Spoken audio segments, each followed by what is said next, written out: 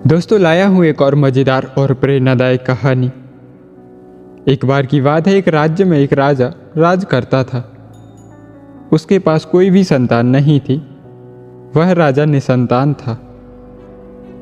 राजा बहुत दिनों से पुत्र की प्राप्ति के लिए ईश्वर से आस लगाए बैठा था।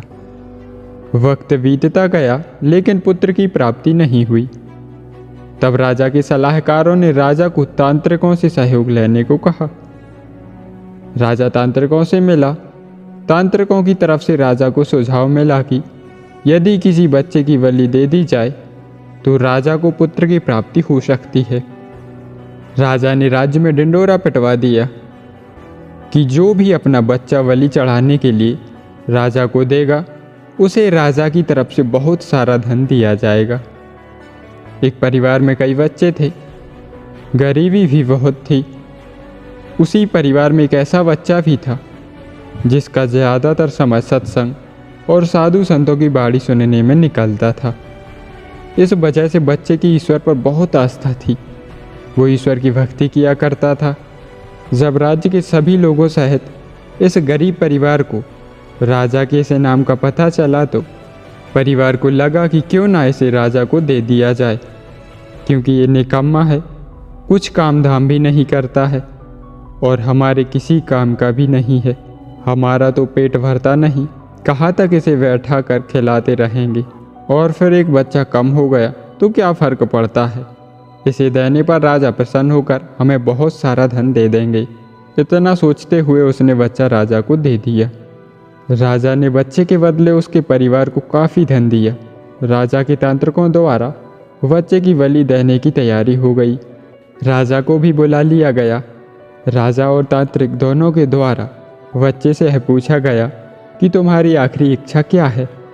बच्चे ने कहा कि मेरे लिए रेत मंगा दीजिए। राजा ने कहा बच्चे की इच्छा पूरी की जाए। अतः रेत मंगवाई गई। बच्चे ने रेत के 4 ढेर बनाए। एक एक करके बच्चे ने 3 रेत के ढेरों को बुरी तरह से तोड़ दिया और चौथे के सामने हाथ जोड़कर बैठ गया और उसने राजा से कहा कि अब जो करना है आप लोग कर सकते हैं।